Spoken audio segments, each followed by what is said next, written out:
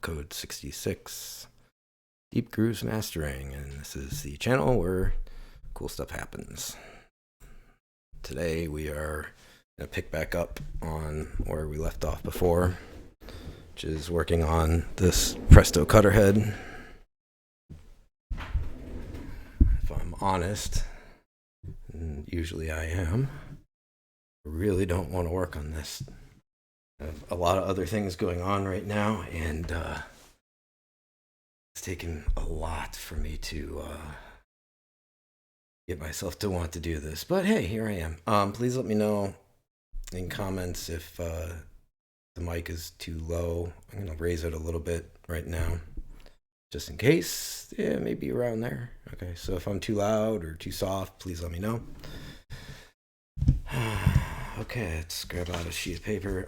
So last time around, I got derailed because the coils that I had made, when I wound them, they ended up being a little bit wider than what they started. So the coil forms themselves were made to spec, but then when I wound them, they widened a little bit.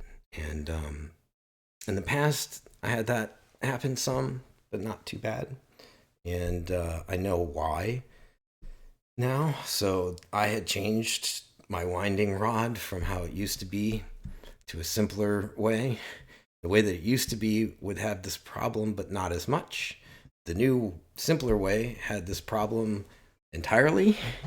And now I sat down for about an hour after the last stream, and I thought about the issue. And I came up with a new design for my Presto winding rods, and I'm happy to report that now when I wind these coils, they end up the exact same size as they start. So I have zero deformation, or at least very minimal, almost unmeasurable deformation during the winding process. And so I'm not going to show that to you. Not because I want to be a jerk or anything, but I will show the new winding rod to everybody, and I will explain the differences in the design and why the new one works and why my old one worked, sort of, and then why the one that I used in the video that I just recently did not really work. So I will go over all the differences. If you guys get me to 825 subs on YouTube, I will do another unlock video, another subscriber challenge video here. So the one that I just did was showing everybody the exact process for making the formless air coils, the coils for the 5C. So that was at 800 subs, and I just posted that. Now, if you guys get me to 825, I will show you the new winding rod, and I will explain the differences, and I will explain why the new one works better than the old one, considerably better.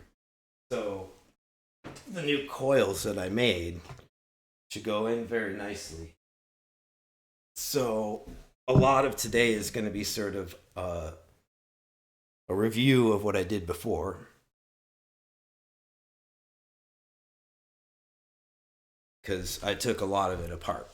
So, you know, I had built up in the head before the coils that I had made, but again, they were too wide. And so the front one was causing an issue because it was actually restricting movement of the armature. So the armature sitting on that knife edge right there, if you can imagine that there was a coil in front of my index finger, that coil was actually sitting up against the armature as it was sitting on the knife edge. And so that pressure would have obviously distorted the sound. And so I just rejected it, and, you know, all right. So, because, you know, I take pride in my work. So basically what I'm saying is the coil had splayed so much that it was actually touching the side of this thing, which would have been problematic, you know? So, like I said, I just sat and I thought about it for a minute, and I drew some drawings, and then I went back and I thought about those. Here, I'm going to turn the mic down maybe just a little. Um, and once I had really considered what was going on, I came up with a design that completely alleviates all of the issues. So I'm going to sort of go through some of this a little bit more quickly than I did last time, probably. So if folks want to hear more of an explanation of some things here, you should probably watch both of the streams, the one from before as well as this one, because I am going to sort of go through some of this a little bit more quickly.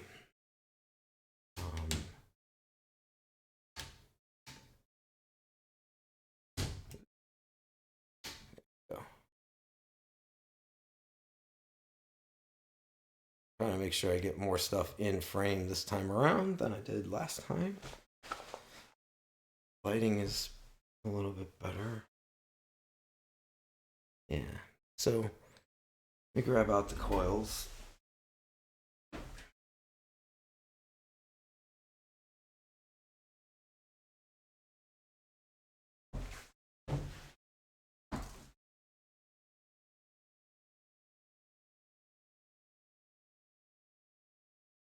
These are they. There. Like I said, this time around, they really didn't open up. Process of making them. So should not be as hard to insert. You make them so that I fill as much of that space as possible, mostly so that I can put as many wines on as possible. So it's not that they're going to go in like butter, but they should, at least what I just did, shouldn't be as much of a grunt fest as it was the last time. Everything should work out nicely.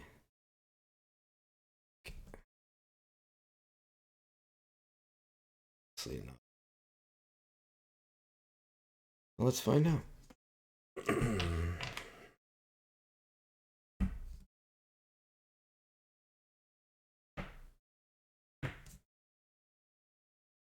First grabbing the washers and screws for bowl pieces. Those are. There was a little bit of oil from something I was working on before on this piece of paper, so I might change it out so we don't get oil on parts here. In parts.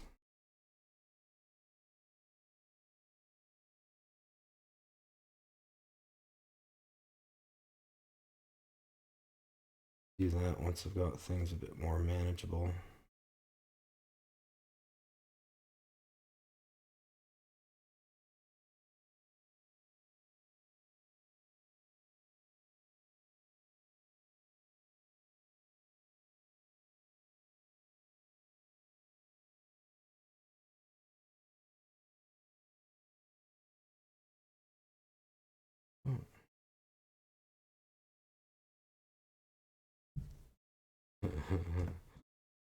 Okay.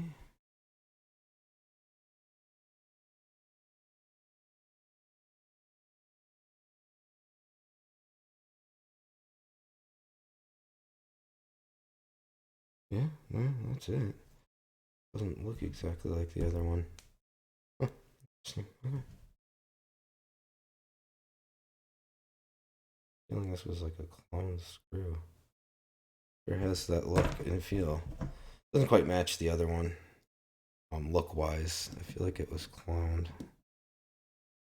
Somebody does look like it has a cut end to it. That is definitely that screw. I didn't notice that. Yes.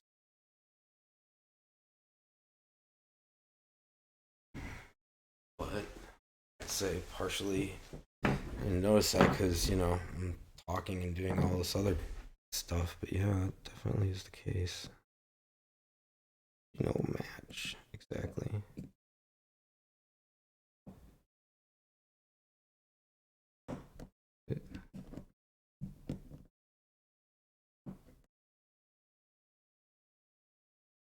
I mean, it's it's the correct threading, and it um, is basically a machine screw where it's got the raised head.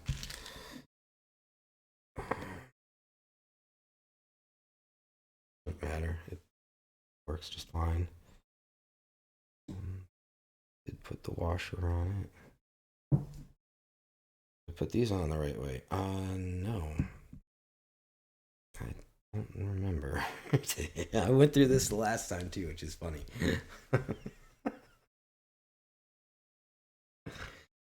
Oh, goodness. Okay. Insult our video.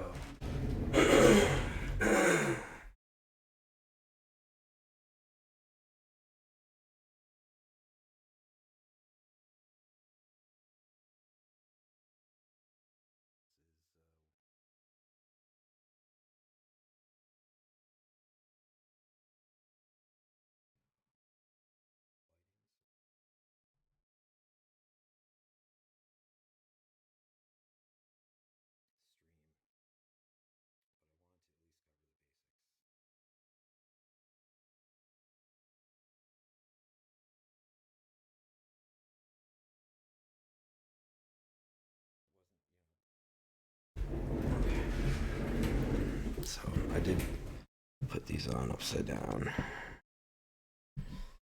Backwards, I should say.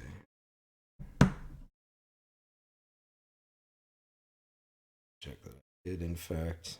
Yep, you did it. Get your washer. Okay. Okay.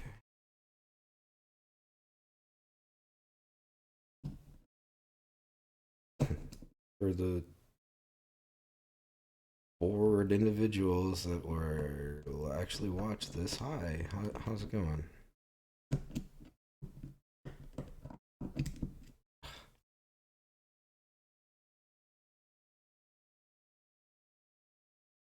This one doesn't start very easily. This is the one that I say is cloned. Oops. Like the threads at the bottom just weren't dealt with very neatly.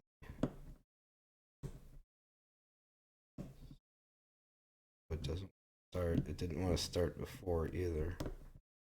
Even though it's like right over the hole. There you go. This one will go in like butter. It is original.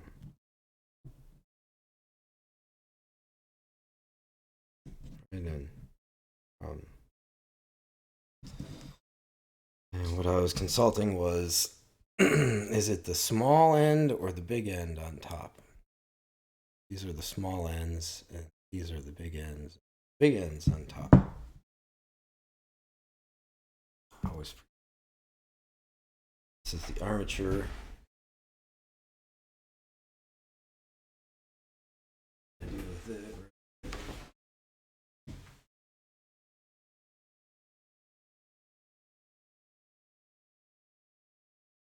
So, run it a little bit here.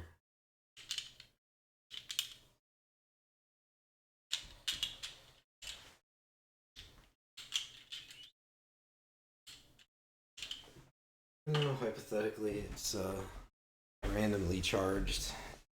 No longer got a particular, and screwdriver is not, not picking it up at all. So great. You can actually use an electrically driven one that would be much better than that. So that's just something I did quick for video.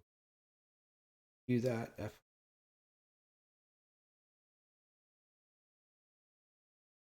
These get mounted with the starting hole facing out on each side. So the hole facing out and hole facing out.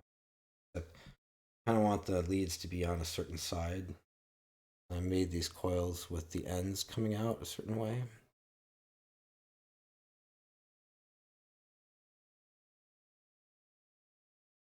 Same with this guy. I made it way. One of these, the wires comes off naturally. The other one, actually turn it around 180 degrees. It comes off unnaturally. So that they both can be oriented with the holes, starting holes facing out. And then the ends come out on the same side. That side with relationship to this guy. Now we can put that in, right? But before I do that, let me get some of this stuff out of the way. So we don't need, oops, it's the wrong bag. We don't need a bunch of this right now. I do need the 2 springs. I do need about it for the moment. Oh, and the center pins. The rest of these screws and bric-a-brac, I'm going to just put it back in my bag, and I'm going to switch out to a piece of construction paper that does not have oil on it.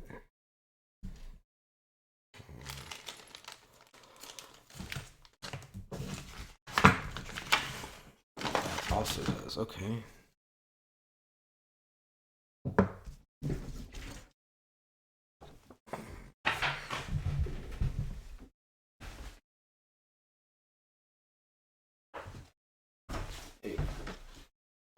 Brand new piece of construction paper.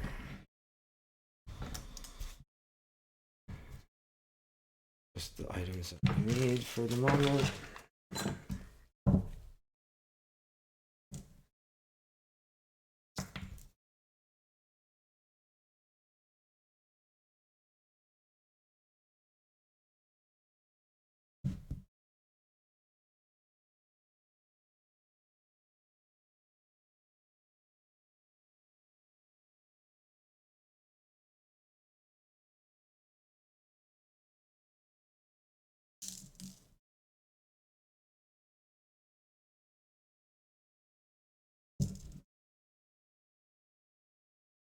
Get some magnification for levels. So, these guys out for the moment.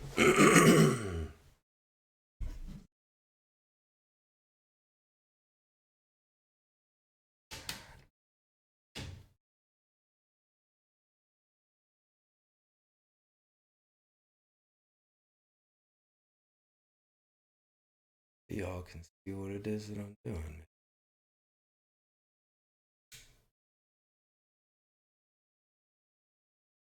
Focus. What?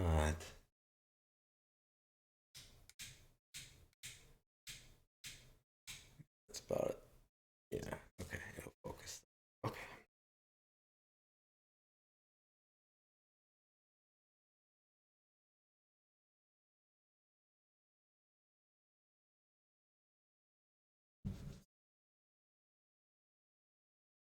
Just basically, just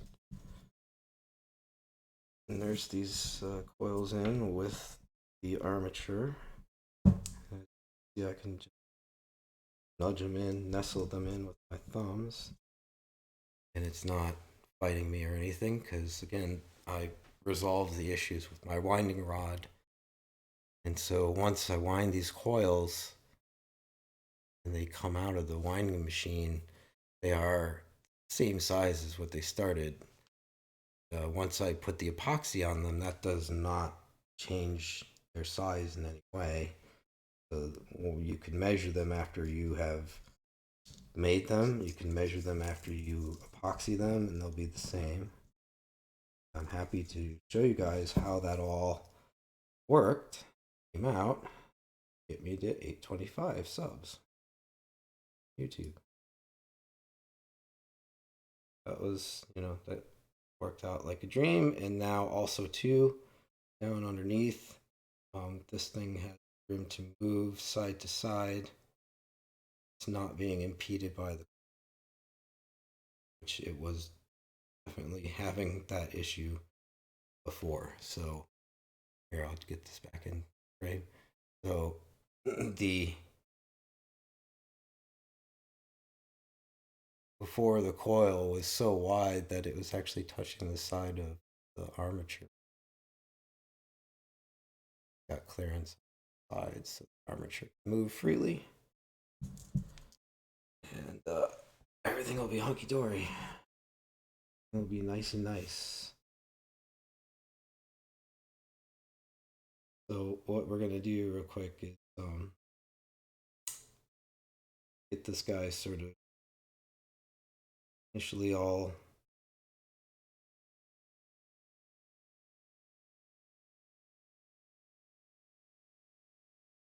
the other thing that I resolved about my rod was I have always wanted to make a modular system where I could put different heads on it and roll different types of coils and just use one rod. And so I also did that. Not only did I solve the problem, but I innovated and enhanced the system. And I now have created a universal and a universal head change out system. So one rod and many types of coils. And again, I'm happy to show you guys that at 5. And I figure we'll just keep doing it like that until I get to 1K subs. I will just keep piecemealing some interesting information as we go along. And I will let the crowd sort of guide me as to what it is that they want to see or learn about. Make some comments. Let me know what you would like to see next. Some things I'm happy to share. Other things I'm not going to show you everything or maybe I will. It depends on how many subs. Get me to 10, 20, 100K and sure, maybe. But I'm happy to share some. What I'm doing right now is just, and I'm doing it all off of camera, sorry. What I'm doing is visually looking at where the hole on those coils is coming out to and making sure that I can pin down the armature with this pin, which goes at the top of that three hole. Three holes here. Top one is the pin, the other two are the springs. I'm just making sure that everything's going to align. So once I tack down the armature with that, this pin, then it's going to sit where it needs to sit vertically with respect to the pull pieces, and that the coils themselves are also going to be needing, in this case, I think, go down a little bit. Back one is very loose, so it's goes around very easily. Oops. Trying to get it to rotate, not just up and down.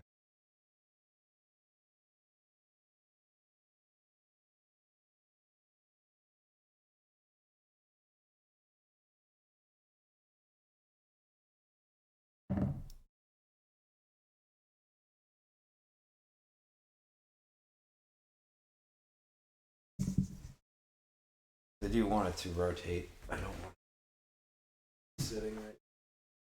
Grab my real quick.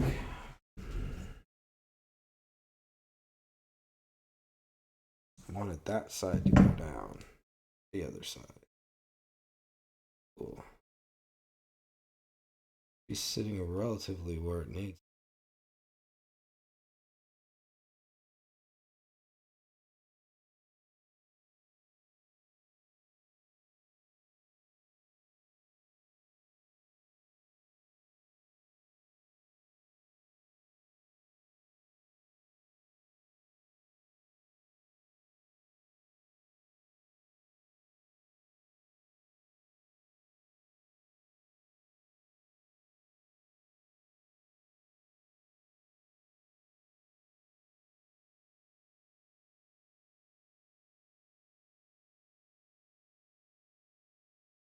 trick of sort of rocking it on the knife edge to feel out the bottom of that V.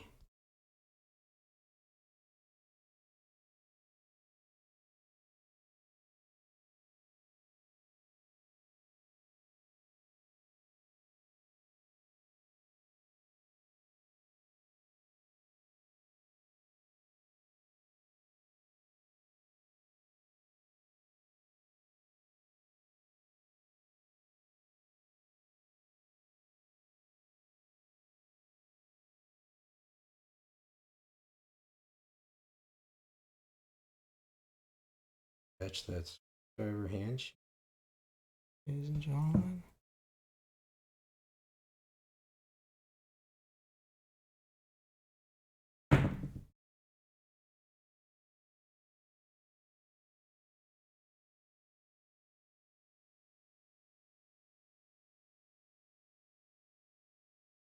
So you want that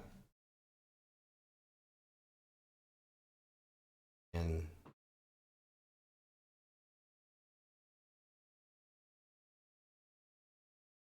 going across particularly.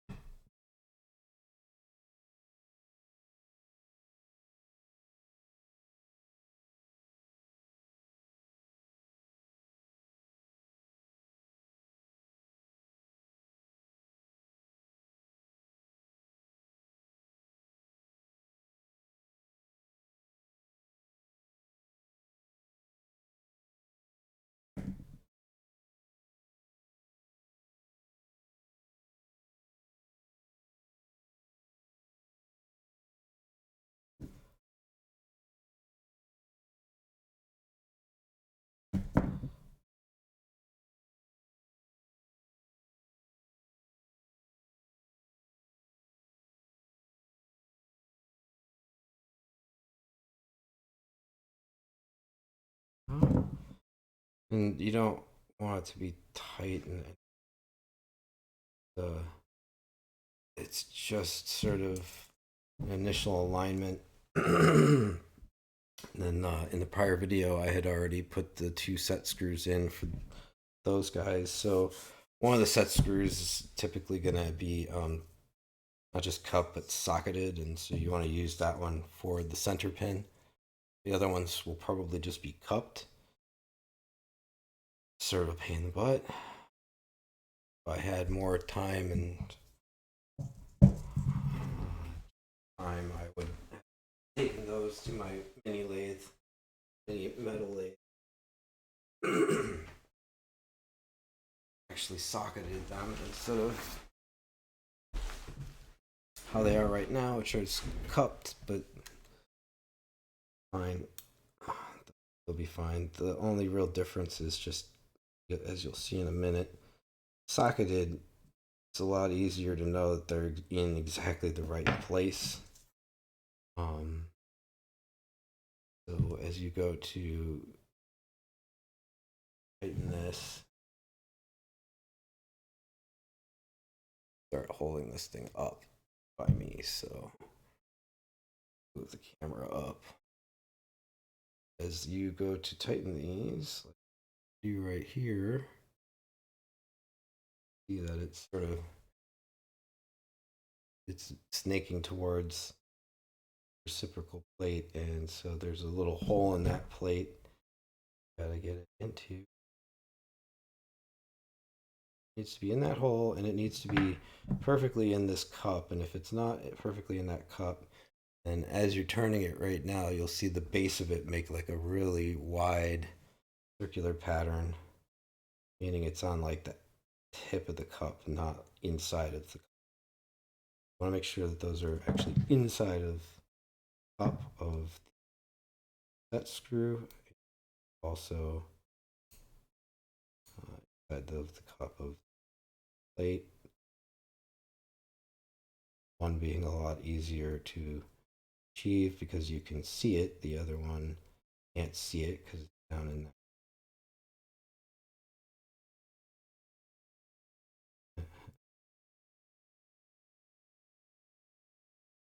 So what I did was just got it so that it went into top. It's sort of just being held in place by friction. Now, yeah, perfect. You can see as I am turning the screwdriver, that screw is making like sort of a dance. Or that spring, I should say. The bottom of it is clearly not riding inside of the cup. It's on the edge. Whoops. And now that it's down inside of the cup, it's no longer inside of the hole. And here is play this little game. I think now I've got it enough in both of them. Yes, while I'm turning the screw, this thing is no longer dancing. It's pretty well staying on an axis. That's what you want to see. Don't want to be putting any sort of real pressure on this. So neither of these, none of this stuff is getting tightened really tight at all. Just getting it in place. Oops. And also, I made it so that those two guys are pointing like that. So they're in line with each other and they're pointing left and right. Previous video, I mentioned some people do up and down. That's just easier to hold on to with a pair of tweezers or pliers like this, because you do need to hold those as you're turning this. Otherwise, the whole thing starts to turn. You have to have them arranged in an exact way. If these are not oriented appropriately, then you have an issue of sorry. If they're not oriented appropriately, it won't work right. So they have to not only be oriented appropriately, but have the appropriate amount of tension on them. And the only way to ensure that is to hold them in place as you're adjusting the tension. So I made this thing that I will get out later. It's just a piece of brass that's been sliced in order to hold them in place as I do that work. But you can use a pair of pliers, but if you do that, then you're really going to have to do the up and down. Up and down is actually not the ideal orientation for these in this mechanism.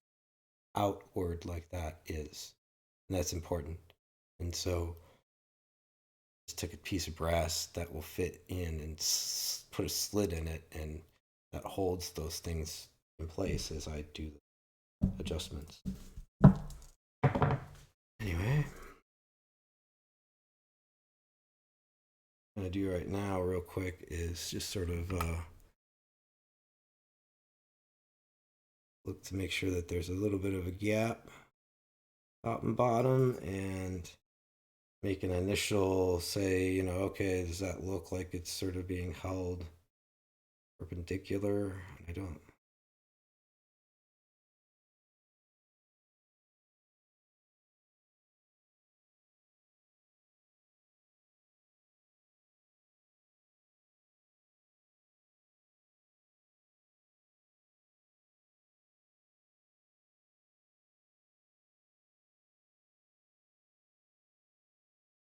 Lo and behold, this one screw that I keep saying has been definitely been found. It's being a pain in the butt. It doesn't have the same amount of adjustability as the other one. I might have to actually,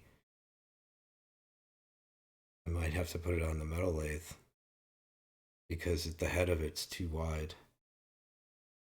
Pain in the ass. So that's gonna be fun. Okay.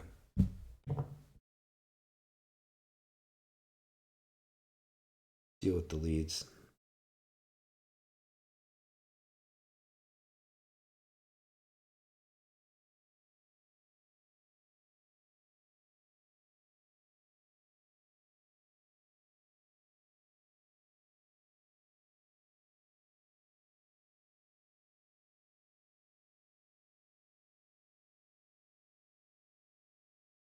Rotating this coil a little bit.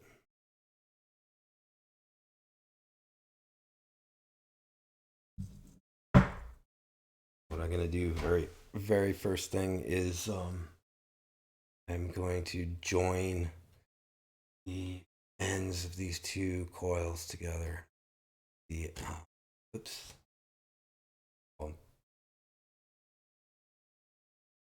So this is the end of one, this is the end of the other. The starts are the holes on either of the coils that are facing out, but these are the two ends. So what's going to end up happening is this one is going to come around to this one, and they are going to join together there.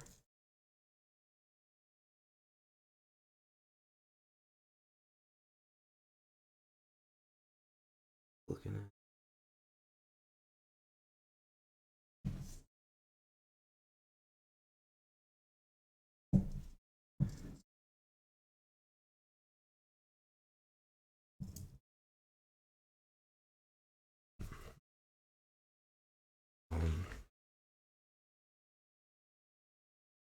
need a pair of scissors. Grab a pair of scissors, a razor blade.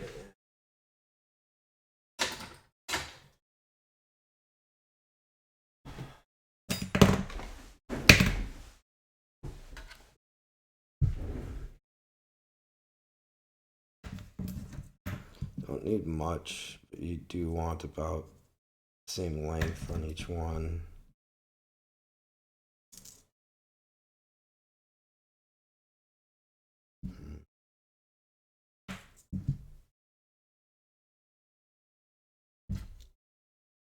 Oops. There goes that. I'm holding it so that it doesn't just totally flame through all of the enamel, just the part that's not exposed, or excuse me, that is exposed. The part that's under my fingers did not hurt. Now it'll make it a lot easier to strip that enamel off of the rest of the wire right there. So I can turn this guy on its side like that. Hold it with my finger.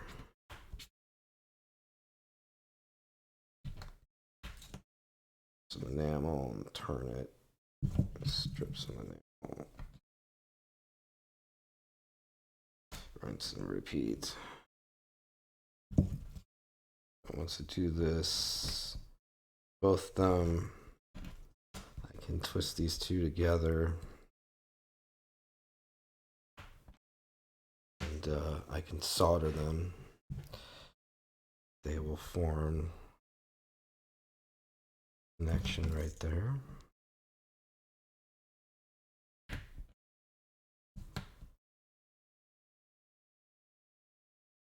You can also just let the solder melt this stuff, but it's generally better to get it started and get down to mostly copper first and then do the soldering so that you don't muck up your solder as much. Introduce a lot of crap, burnt enamel into it. That way. So in this way you are cleaning it up down to just about copper on guys before you do your soldering. That looks pretty decent, I think. I see shiny a lot on the ends of those. That should be pretty good.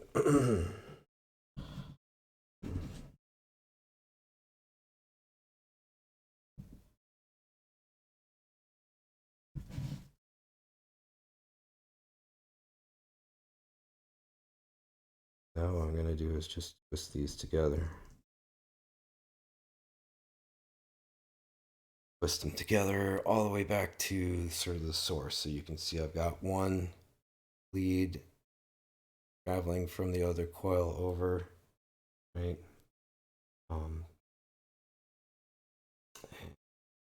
Just thinking about it, I might actually want to put a little piece of, so before I actually join these, yeah.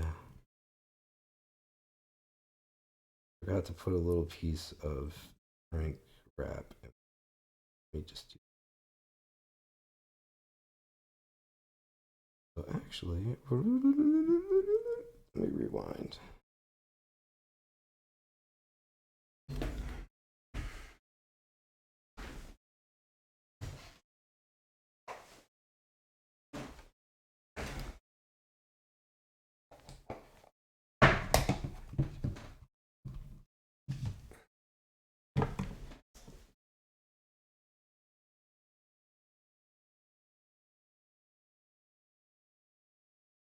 Measure this off.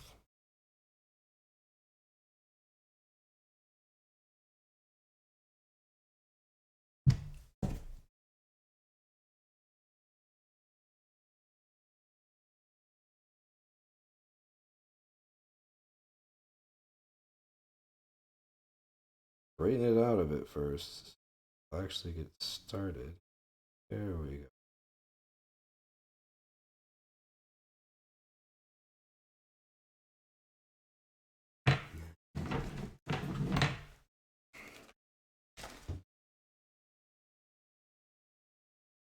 Big blue dildo. I mean, oddly, very, very questionably shaped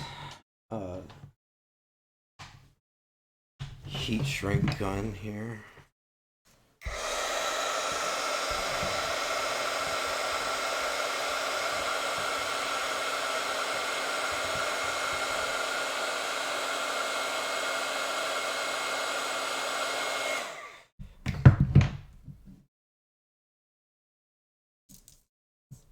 Doesn't seem to be working all that great these days.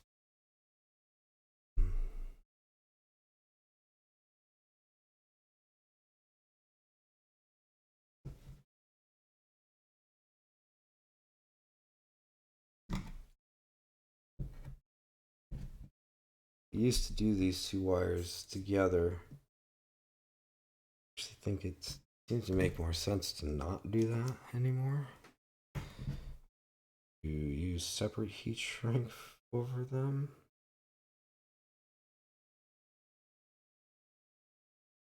Inner and an outer.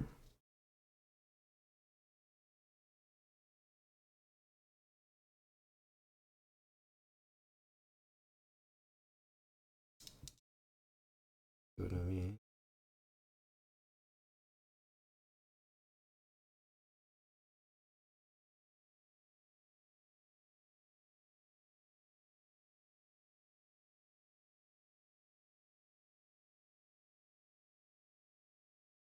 That's good.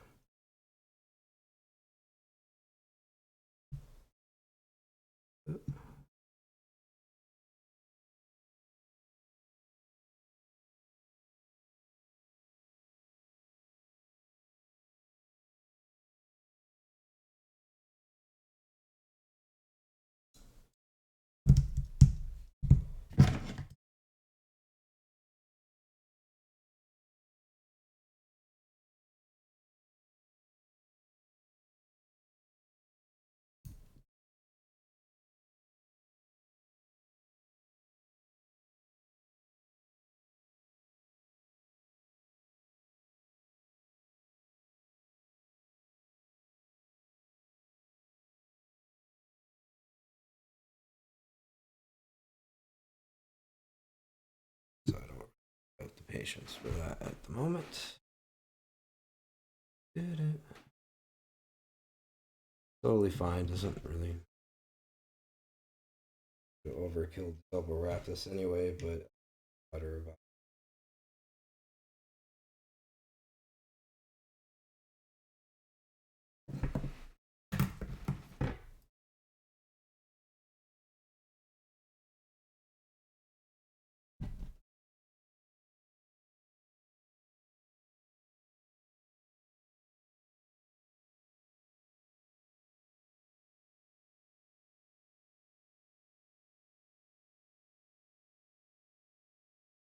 do that.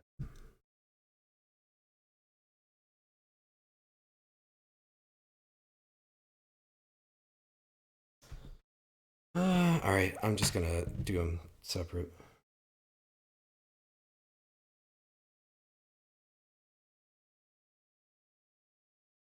So again, I used to just travel them both through the same shrink wrap, but I think it is probably a wiser idea to insulate them both separately. So I'm sort of on the fly right now, changing up the way that I normally do things. I think it's for the best.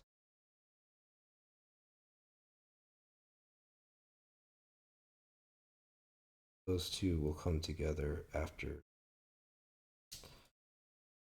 the point of combination.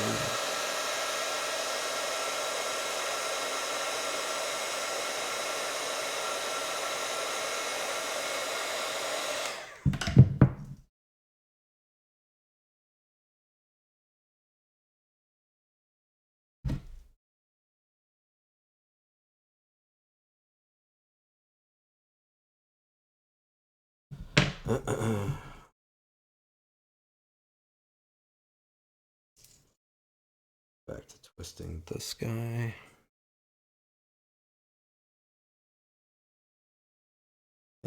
I think running separate insulation on those is probably better.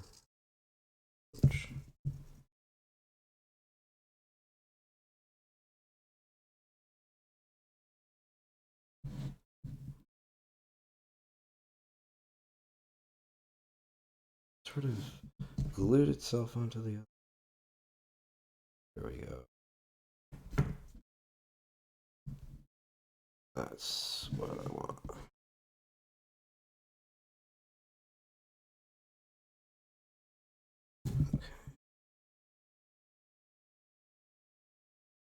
Twist the copper on copper so that it's got a nice connection between those two.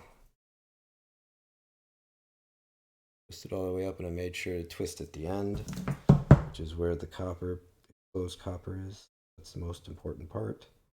Now what I'm going to do is sort of turn this into a little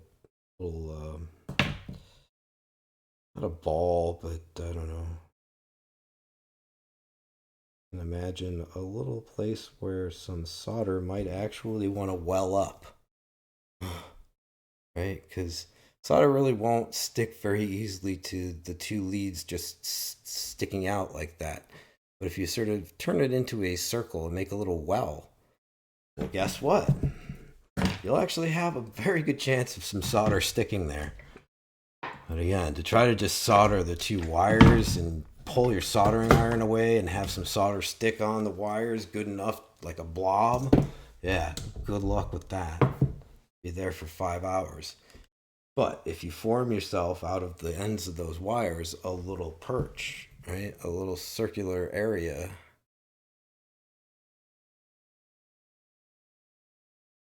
a little what I keep calling a well, you can actually just wipe some solder off. Once everything gets hot, solder will leach onto there and work its way into all those folds, basically, and wick its way in. And then you can sort of wipe off on it, and you'll be left with a blob of solder on there, and that will be what you're looking for. See?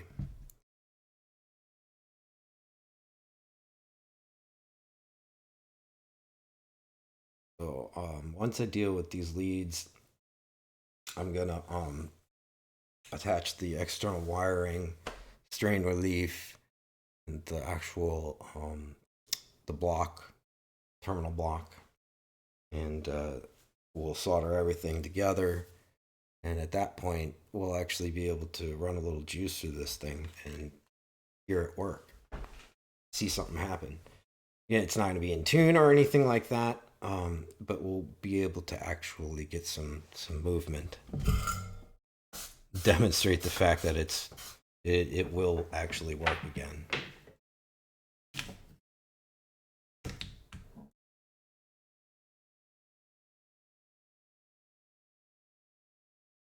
So what I'm going to do real quick here is just get the wires themselves hot. I just relatively cleaned off the tip of this iron and tinned it. So what I want to do is get that copper really hot. What I did was I put a wide tip on my soldering iron for this, not a narrow one, but a nice big wide one for good surface area here. And voila, look at that. We're actually left with solder on the end of that. Yeah.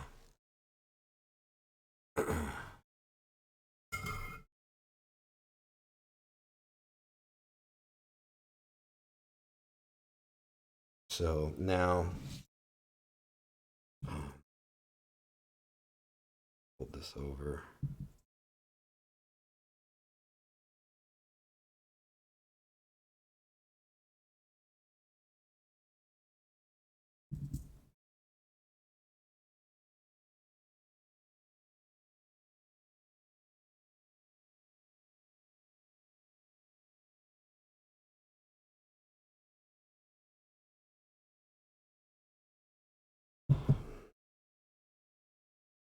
Make these two leads so that they're a bit more manageable. Need to be quite this long.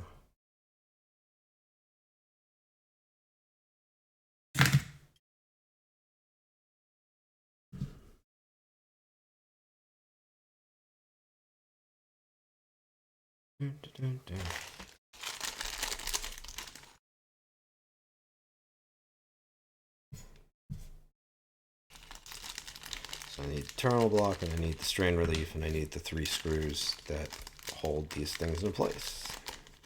2 for the strain relief, 1 for the terminal block on the inside. They are all the same.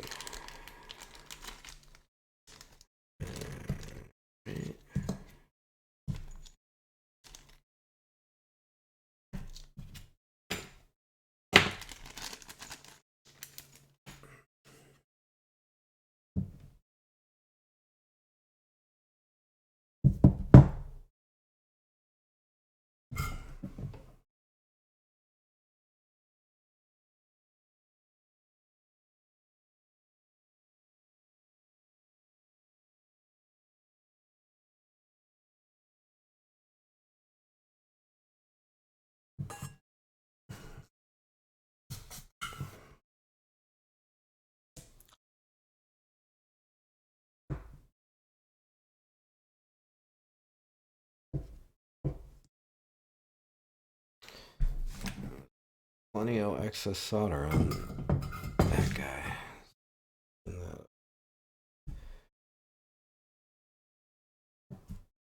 Sure that my soldering iron does not eat through the cable for my camera. That would be bad.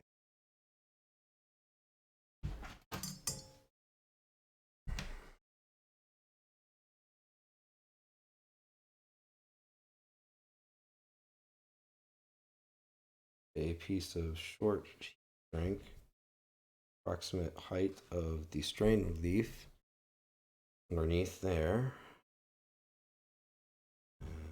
And lock it where it needs to be, which is going to be something along. Oh,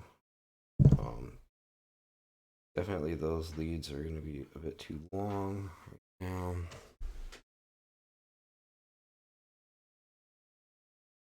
Twist them off a bit by hand.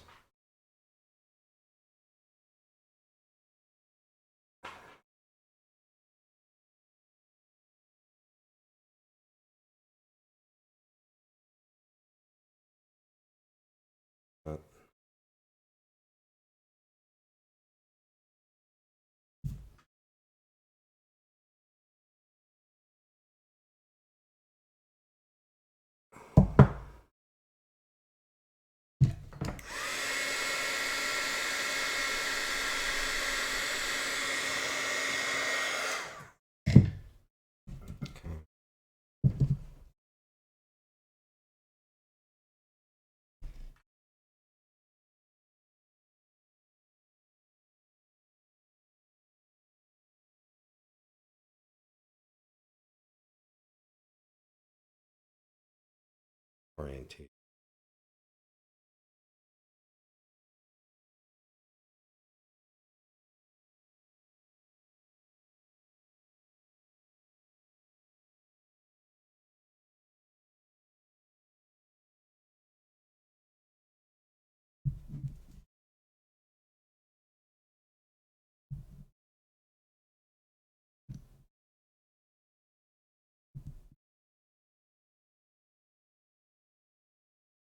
starting this screw by hand.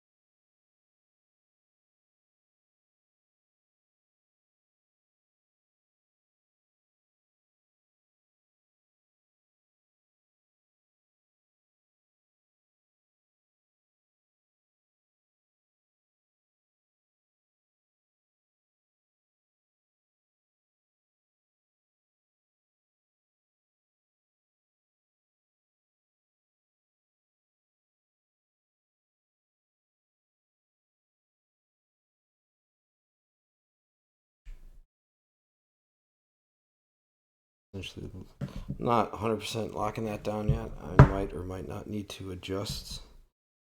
Just getting it at least to be held in place. So this guy's sticking up with as much lead as I think about we're gonna need. Screw it in there in the terminal block and get it screwed into its hole, which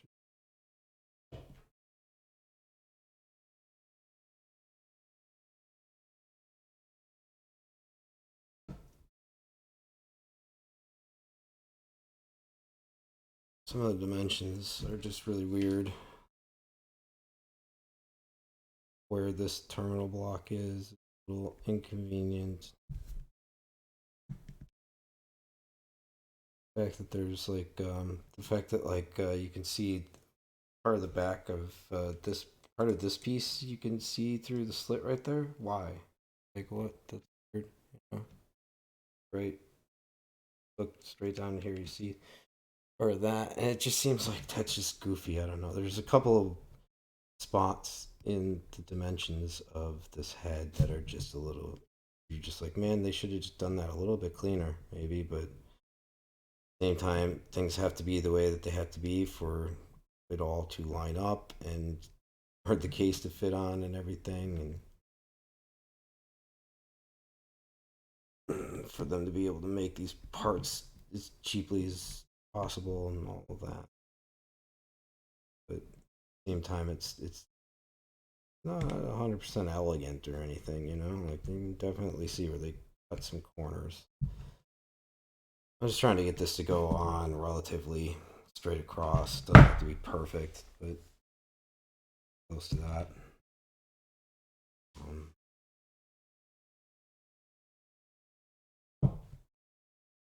and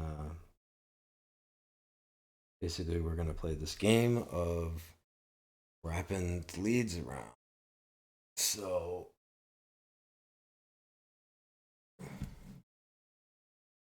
one lead's going to go around one terminal at the base, the other's going to go around the other, and then the enamel wires are going to go on top. But we're going to seal them up first. Once everything's soldered, it will be electrically connected. We can stick the magnet on and run some juice through it, and it'll make some noise. By golly, and that'll probably be where I'll end it for today, and then we'll pick up from there at the next stream.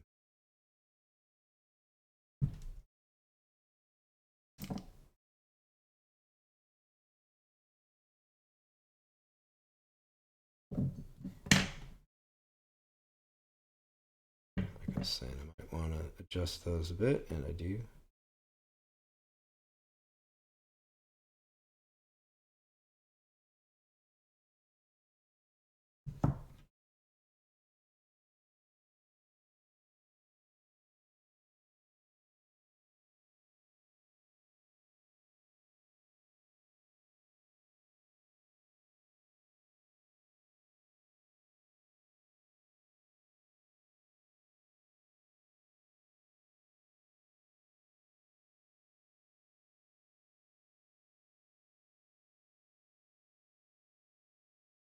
Sorry, I'm doing all off. Just I slipped the shrink wrap, pulled the wires a bit forward. Now got more meat on the wire to wrap around the bottom of the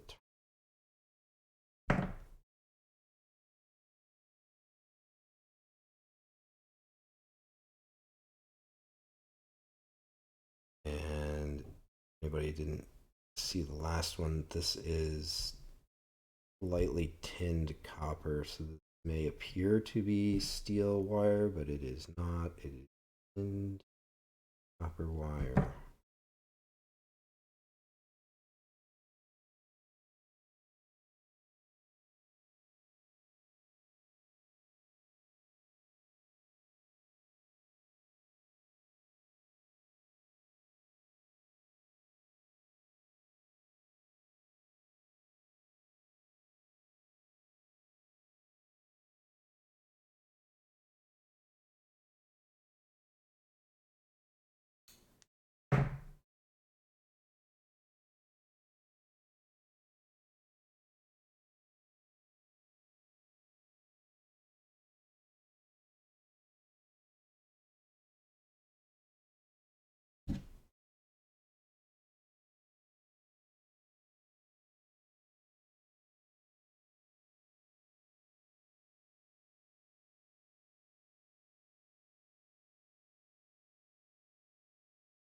There we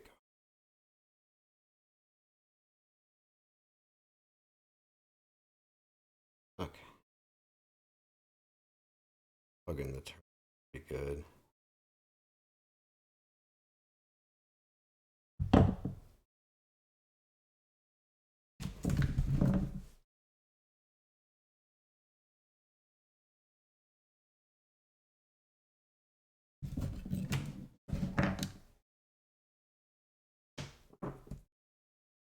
My little trick of putting something a little bit more.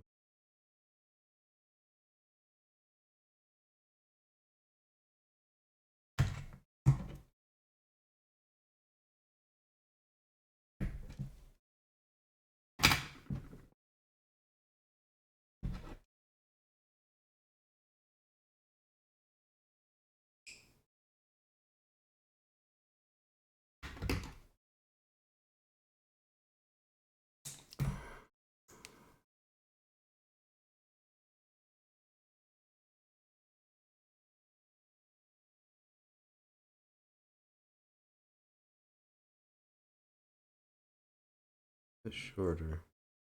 I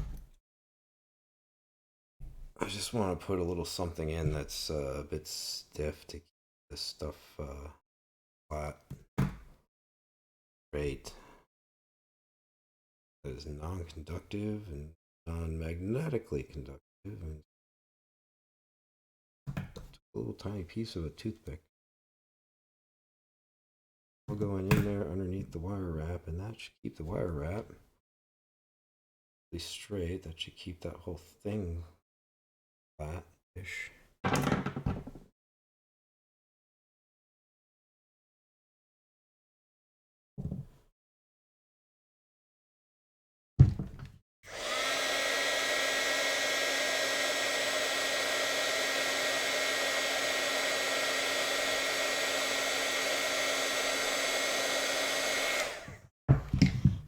By Joe, worked just fine.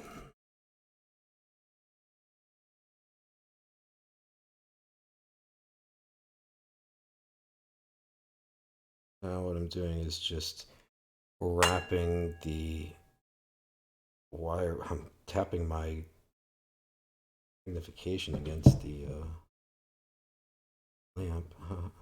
I just wrapped around twice the enamel. Any more than that, and you're going to start to make a coil right there, basically. You know, like 3 turns or more usually. So 2 is good, and I'm just making sure that it's really nice and settled on the other wire. And though, as I've said in the past, it'd be nice if that was bare copper right now instead of melting the enamel. It's just inconvenient with the ends of it right here. You don't really want to mess around with the So it's not the best. It's kind of what you have to deal with. Nice amount of solder so it will leach its way down into the wiring underneath. Everything that's not pulling tight enamel wire at the same time.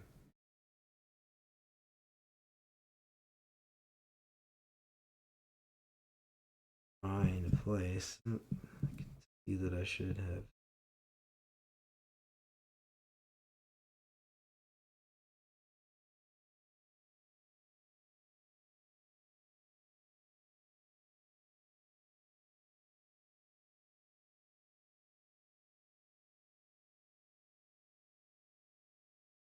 There we go. There's a bit of the enamel that was looped out in a funny way that I did not like. Now it's taut around there. And again, it's partially just because I'm doing this while I'm talking to you instead of 100% paying attention. I'm still going to hit that with solder again. Get it.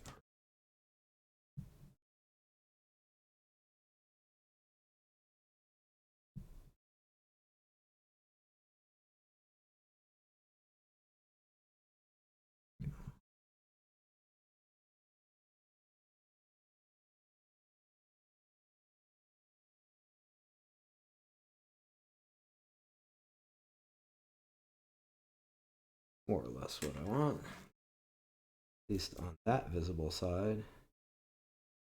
Okay.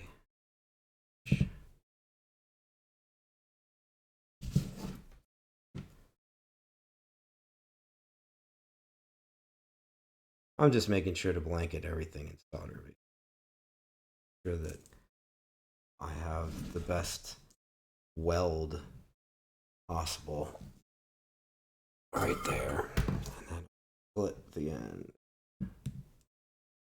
and say that's how it's good enough.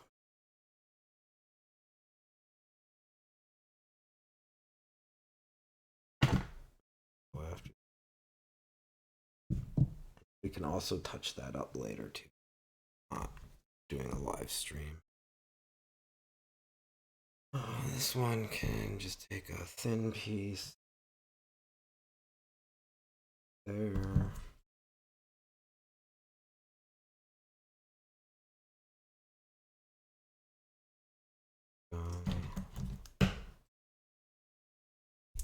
Cut it shorter.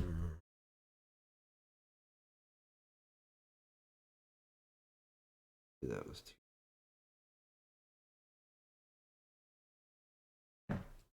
Maybe not.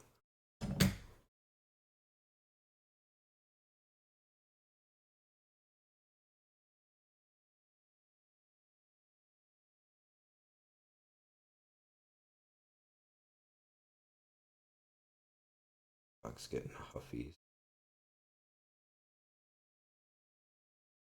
A huffy down there. If he's paying attention.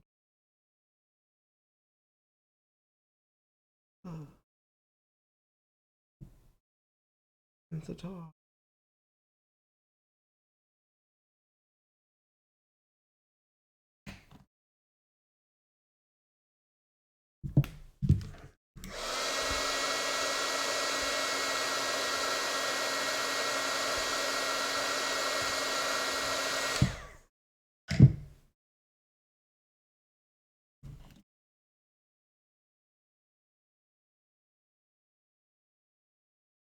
So this one looks a lot neater than the other one because the other one has the twisted and soldered connection that connects the ends of these two coils.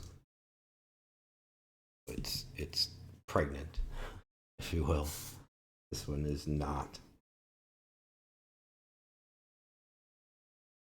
Get nice and warm here for a second. Solder on there. Yeah, buddy. Impregnating. I am watching the enamel bubble as we speak and smoke, so that's probably give me an answer at the moment. So things that I do, sake of color heads. Breathe in toxic fumes. Okay, cool. So those two are now shiny-ish, dullish silver color that the solder comes out when correctly.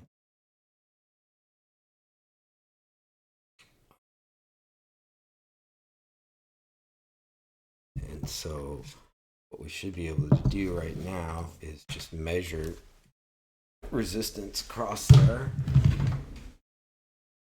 Just to make sure that this thing is actually a coil.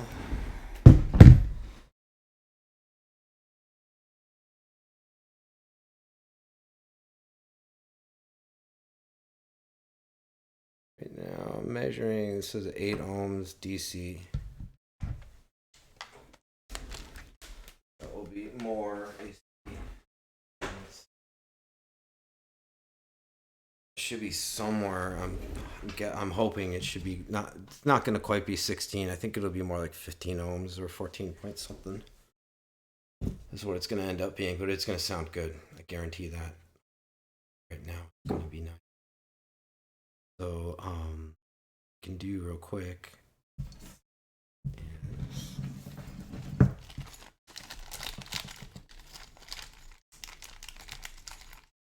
We can take the. Uh-oh.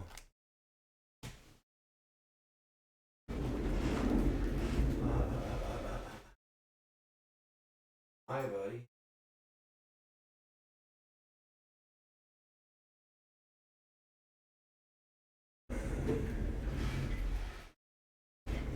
Take the stylus screw and I'm going to find a steel cone. Whoops. Is that the same Angelou that makes his own cutting lathe?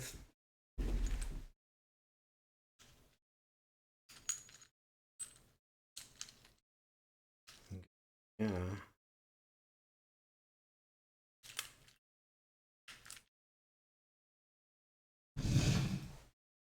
No reply.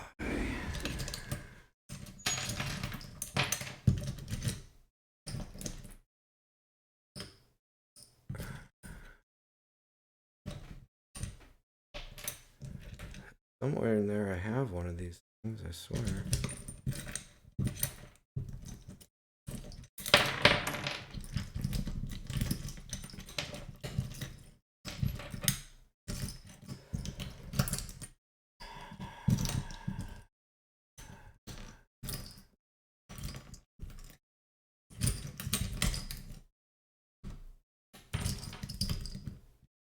Hello.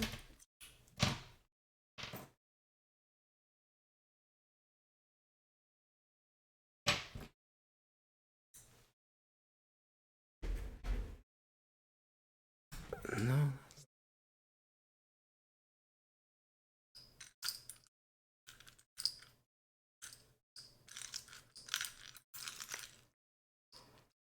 Sorry, I'll be with everybody in a second. I'm just looking for this piece that we need here, which I'm not finding.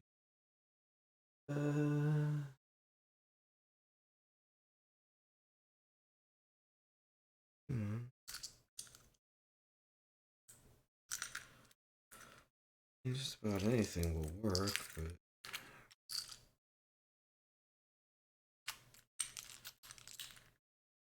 Huh.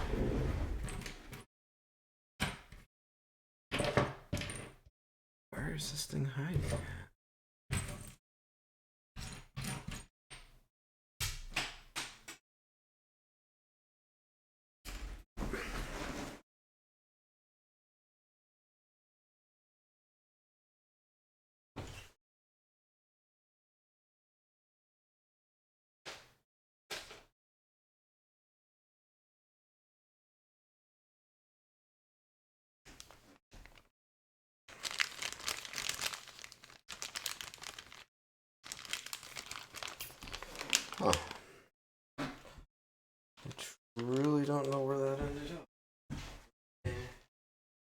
steel cone stylus somewhere.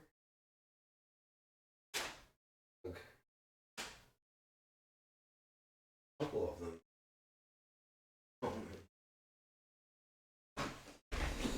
Shoot. Okay, I will just improvise and use something else. I mean, that's fine.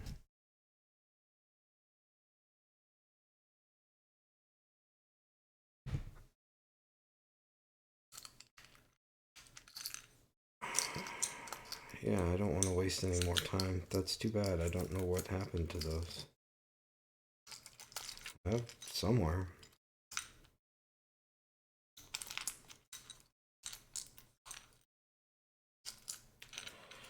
I guess we'll just improvise. Oh, that's too bad. This might not sound optimal. But I can't.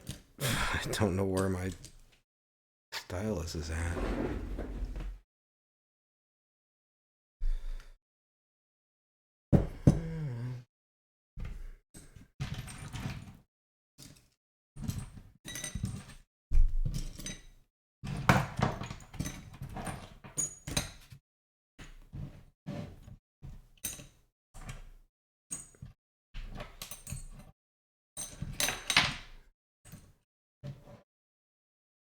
It's stuck to the bottom of this thing? No, it's stuck to the bottom of it.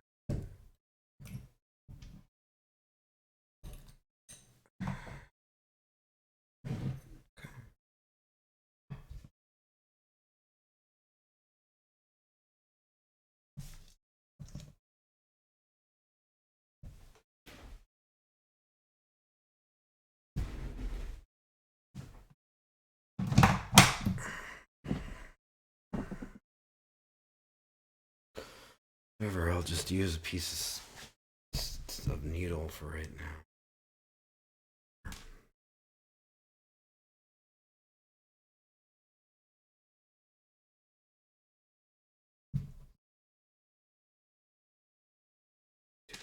Short.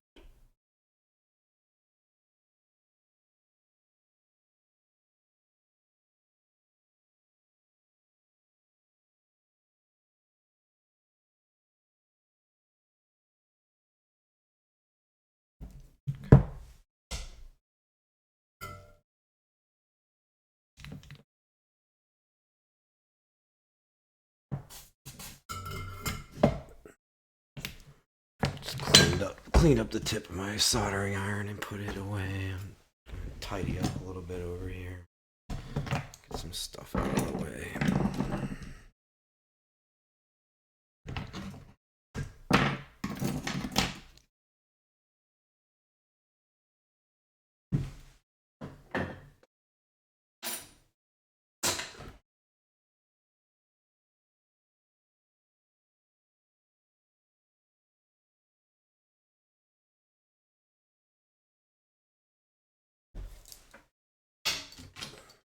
Turn my amplifier on.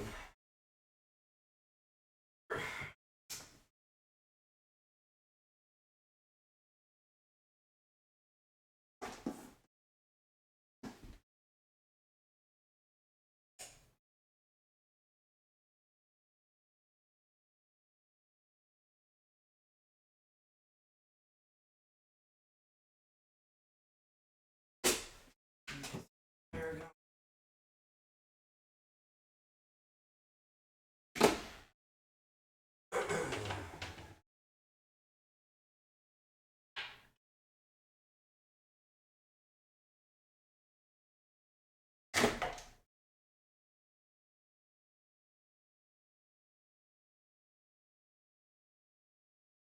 And back up.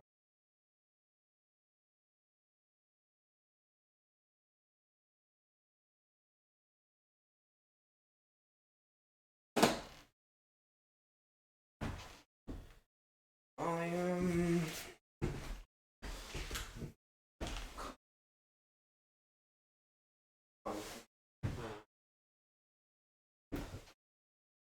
So the only one I really have handy is the one that I used for us to make a speaker with, so it's got a coil sitting on the end, so I just pry that off. Maybe.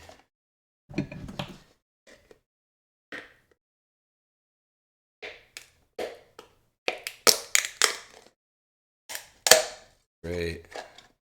Well, that took a significant part of the cup with it, so that might not be optimal. Fun. And then right now we can just pull the magnet, put it right there.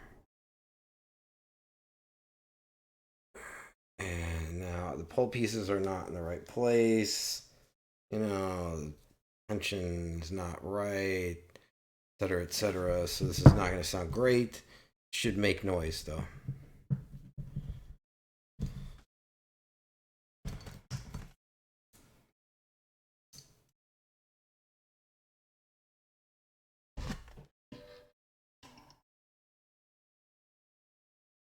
And it does.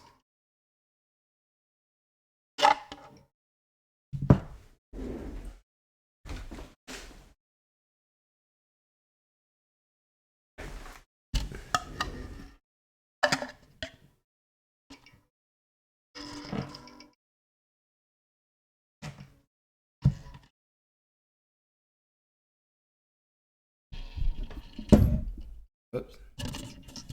So yeah, I mean it's not gonna sound great right now.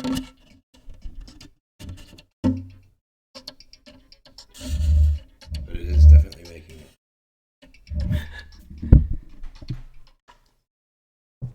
See if we can fix it up a little bit.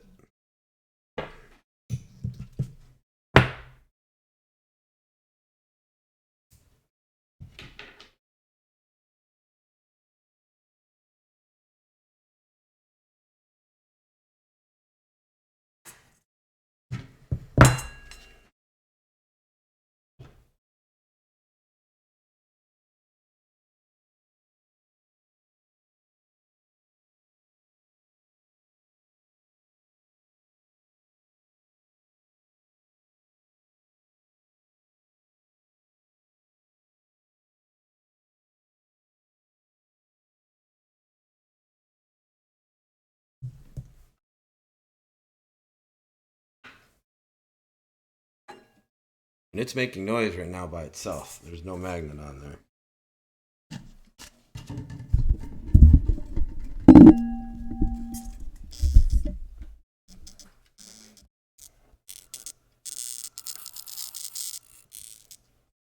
And so before I was saying, where you get these guys, where you have the alignment of the pull pieces makes a huge difference. I'm moving them around a bit. Oh, hear and feel when they're in a really good place. It starts to make a lot more noise.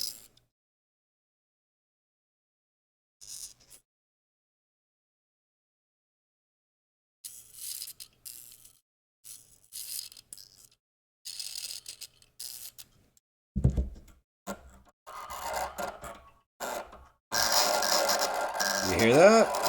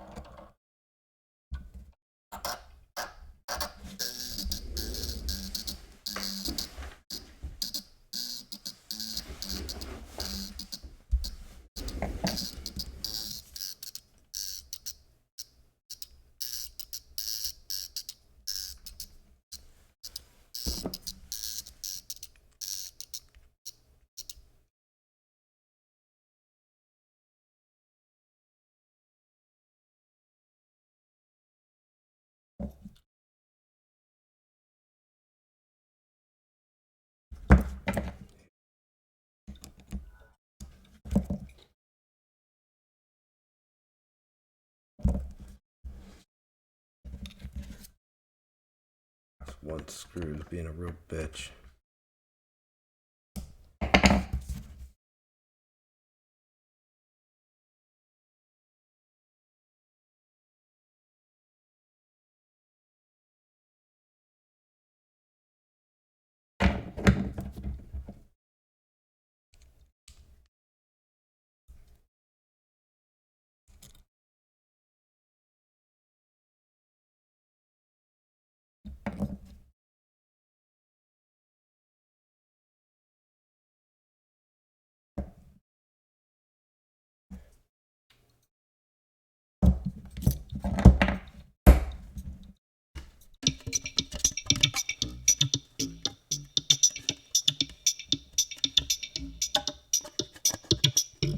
Sounds a lot better now, doesn't it?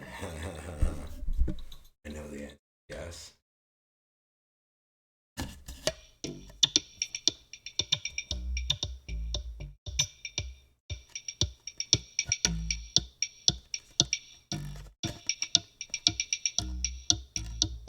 So it just took a matter of adjusting the pole pieces and then putting just a little bit of pressure on the armature with the springs right now. So it is more bass centric at the moment. So not done tuned by any means, but it's a lot better than what it was just a minute ago.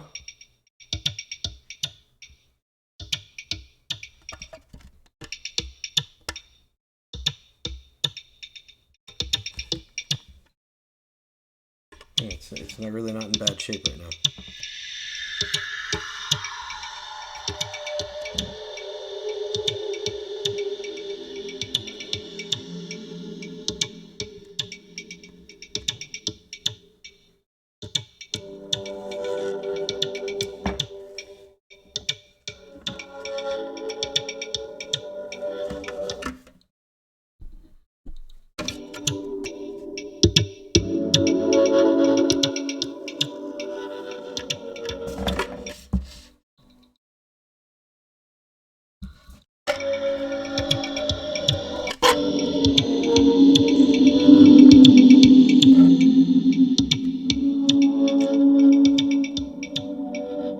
So I think we're gonna call it pretty soon.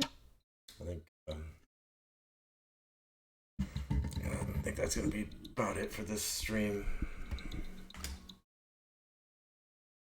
So yeah, how do you fix these, man? There's like I said, the tuning process is a little bit more in depth than what you see right here, and boy, you can really feel it on your finger, man. That thing is going.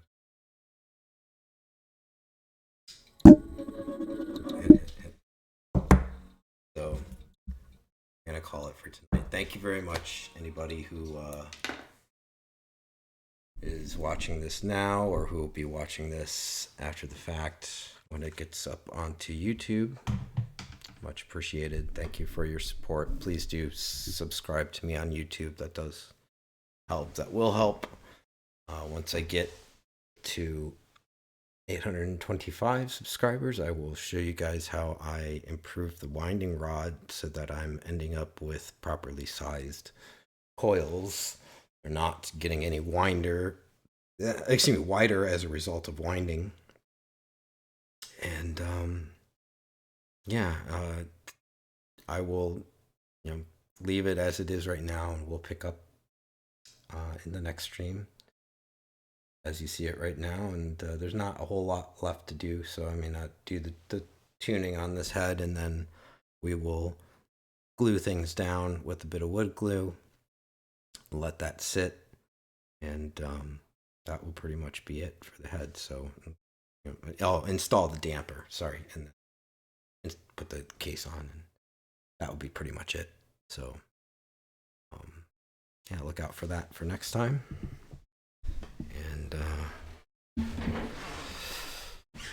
And thank you for joining me. Yeah. Please like on YouTube if you like my work. Please dislike it if you dislike my work, or you dislike me. Either one. It's totally fair. Please leave comments, even if, they're mean, whatever. It's cool. And please do subscribe. Be well. Take care of yourselves. Be kind to others, always. And I will see you next time. Namaskar.